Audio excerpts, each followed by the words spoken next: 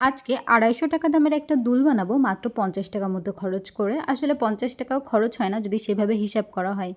কিন্তু দেখা যায় কি সবার কাছে সব ধরনের ম্যাটেরিয়ালস থাকে না। আমি যেহেতু ক্রাফটের কাজ করি, আমার কাছে কিন্তু সব ধরনের ম্যাটেরিয়ালসই রয়েছে।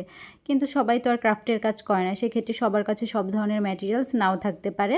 তবে আমি বলব কি প্রত্যেকটা মেয়েরই উচিত হচ্ছে কিছু জিনিস নিজের কাছে কিনে রাখা। কারণ অনেক সময় অনেক কাজেই কিন্তু লাগে। আমাদের নিজেদের যে জুয়েলারিগুলো আমরা এমনি কিনে আনি বাজার থেকে, এগুলো কিন্তু মাঝে মধ্যে নষ্ট হয়ে যেতে পারে। তো এই ধরনের টুলসগুলো যদি নিজের কাছে রাখা যায়, তাহলে কিন্তু সহজে নিজে নিজেই রিপেয়ার করে নেওয়া যায়। অনেকেই আমাকে জিজ্ঞাসা করেন যে আপু আপনি এই ম্যাটেরিয়ালসগুলো কোথায় পান? সেক্ষেত্রে আমি কিন্তু এই ম্যাটেরিয়ালসগুলো এক জায়গা থেকে কালেক্ট করি না। আমি হয়তো ফেসবুক পেজ থেকে বিভিন্ন জিনিস অর্ডার করে থাকি, দারাজ থেকে অর্ডার করে থাকি, আবার আমাদের যে মার্কেট রয়েছে এখানে সে মার্কেট থেকেও কিনে আনি। তো এক একটা জিনিস কিন্তু এক এক জায়গা থেকে কিনে আনা।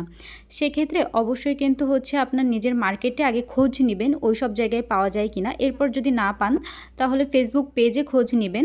এরপর ফেসবুক পেজে না পাওয়া গেলে দারাজে যেয়ে দেখবেন। তো এগুলো কিন্তু আপনাদের একটু সময়ের ব্যাপার। সময় নিয়ে খুঁজে খুঁজে দেখলে অবশ্যই কিন্তু সমস্ত ম্যাটেরিয়ালস পেয়ে যাবেন। আর অবশ্যই জানাবেন আমার এই দুলটা কেমন হয়েছে।